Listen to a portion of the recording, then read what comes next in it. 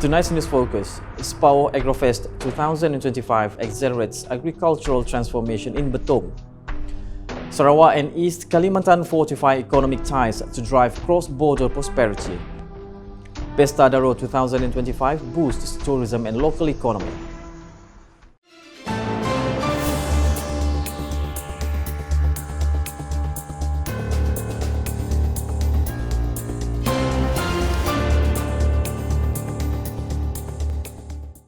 Assalamualaikum and good evening. This SPAO Agrofest 2025 held at the scenic SPAO waterfront is playing a key role in advancing and modernizing the rural agricultural sector, particularly in the Betong division. The initiative is aligned with the Sarawak government's aspirations to establish agriculture as a primary driver of the state's economy. Sarawak Deputy Premier Dato' Amar Douglas Uga Ambas said the program organised by the Ministry of Food, Industry, Commodities and Regional Development's M5 serves as an important platform for introducing new technologies and innovative approaches in agriculture. He called on all participants and visitors to make full use of the knowledge and skills shared throughout the event, particularly in relation to use of modern agricultural technologies. He explained that Premier Sarawak Dato' Patinggi Tan Sri Dr. Abang Abdul Rahman Zohari Tun Dato' Abang Openg has made it clear that he wants to see Sarawakians enjoying high-income livelihoods by 2030. Therefore, the agriculture sector must undergo a comprehensive transformation, including the adoption of advanced technologies and increased participation from the younger generation. Dato' Amar Douglas Uga also shared that under the Betong Division Development Agency (BDDA), various strategies have been put in place to boost rural incomes. Among these is the development of an agro park near SPAO, backed by a 200 million ringgit allocation. The project will involve the construction of 60 acres of greenhouses supported by 4 leading companies with the aim of increasing the productions of high-quality agriculture goods that are capable of entering larger markets. In addition, plans are underway to build a dedicated processing center for agricultural produce and a new airport in Betong to strengthen the agricultural supply chain and improve market access beyond the region. A high-level delegation from Sarawak, led by Deputy Premier of Sarawak, Dato' Amar Awang Tengah Ali Hassan, convened a pivotal roundtable in Balikpapan with senior officials and business leaders from East Kalimantan, Indonesia. The meeting reaffirmed both regions' commitment to deepening bilateral economic cooperation and culminated in the signing of Memorandum of Understanding (MOU) to establish a joint task force focused on advancing strategic developments.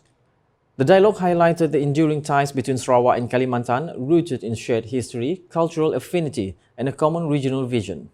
The Sarawak delegation included representatives from the Sarawak Business Federation, Federation of Malaysian Manufacturers, and various government and private sector entities. Their Indonesian counterparts comprised officials from the East Kalimantan Provincial Government, Nusantara Capital City Authority (OIKN), Indonesian Chamber of Commerce and Industry (KADIN), and local business associations. The meeting also acknowledged East Kalimantan evolving economic landscape with growing emphasis on manufacturing and diversification beyond traditional sectors. A key outcome was the formation of a joint task force between KADIN Indonesia and SBF to develop actionable policy recommendations and ensure alignment between public and private sector priorities. The MOU marks a renewed commitment to collaborative growth, reinforcing Sarawak and Kalimantan's shared ambition for a more integrated and prosperous Borneo. Pesta Daro 2025, one of the district's flagship events on the tourism calendar, once again demonstrates the Sarawak government's continued commitment to strengthening the rural tourism industry, which is rich in cultural heritage and natural charm. Minister for Tourism, Creative Industry and Performing Arts, Dato' Sri Abdul Karim Rahman Hamzah, said his ministry fully supports high-impact programs such as Pesta Daro, which not only promote domestic tourism but also generate economic opportunities for the local community. In his speech, he said Sarawak continues to be very active in hosting various events and festivals.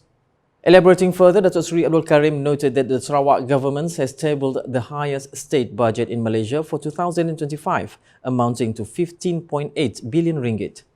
He said a significant portion of that allocation is being channeled into infrastructure developments and public facility upgrades, including those that support the growth of rural tourism. Pesta Daro 2025 features a wide array of exciting activities such as cultural performances, local products showcases, traditional games, water sports, government agency exhibitions, and concerts by guest artists. This year's edition of the festival is expected to attract thousands of visitors from within and beyond the district, contributing significantly to the growth of the tourism sector. The Kuching Half Marathon Heritage Run 2025 recorded another great success when more than 3,200 participants, including representatives from foreign countries, took part in the event, which was held at the Kuching South City Council MBKS compound early Sunday morning. Sarawak Minister of Youth, Sports and Entrepreneur Development, Dato' Sri Abdul Karim Rahman Hamzah, said that organising sports events like this is not only important in terms of developing a healthy lifestyle, but also has a great impact on the region's tourism sector. Brunei, daripada Kenya, ramai daripada semenanjung Malaysia.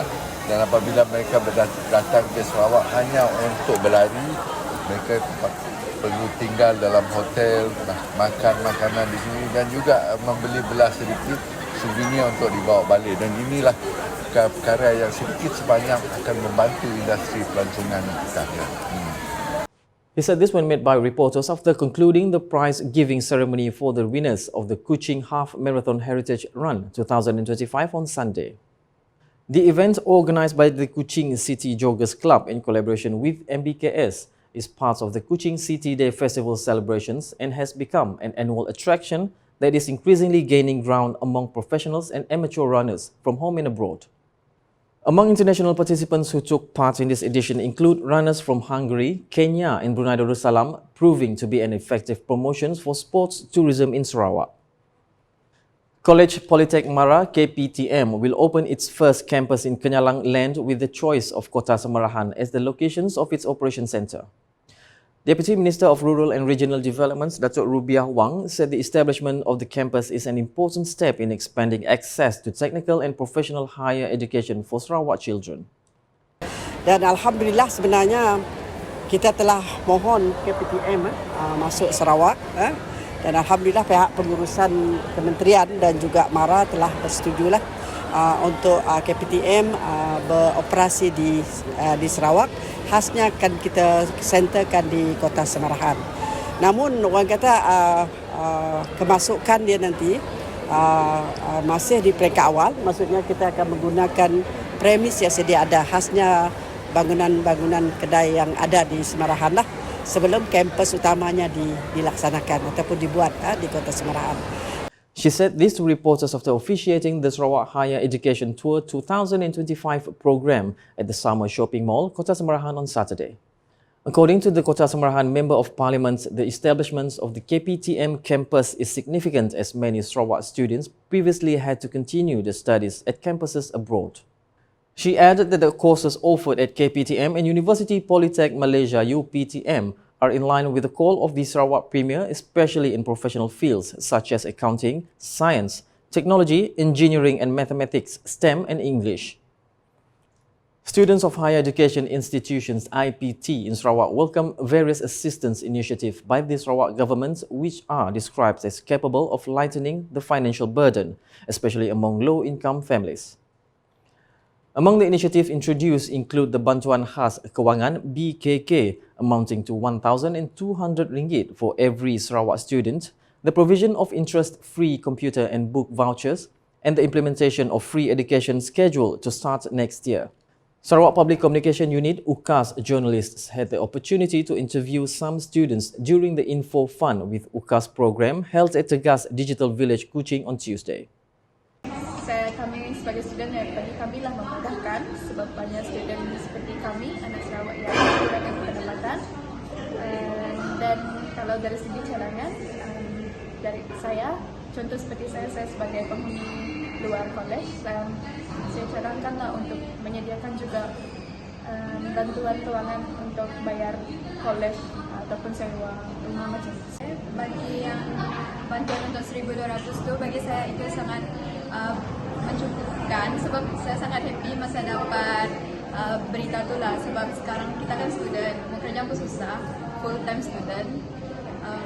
Next untuk yang voucher tu saya rasa Happy juga sebab dapat beli buku yang mahal. Kita pun tahu buku sekarang pun kalau bantuan lain bagi saya cadangan untuk tiket flight untuk murid yang dalam Sarawak, kan selalunya di luar Sarawak yang dapat, kami pun perlu juga.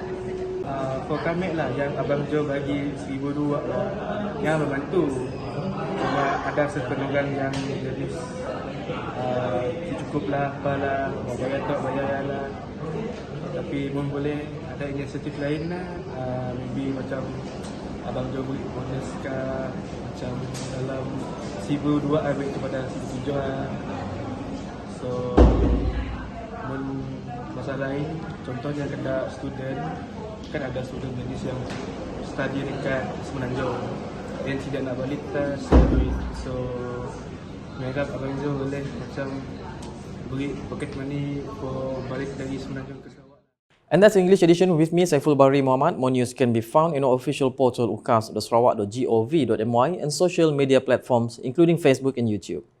We end tonight's UKAS Bulletin with displays from the Sarawak Higher Education Tour 2025 at the Summer Shopping Centre in Kota Samarahan on Saturday.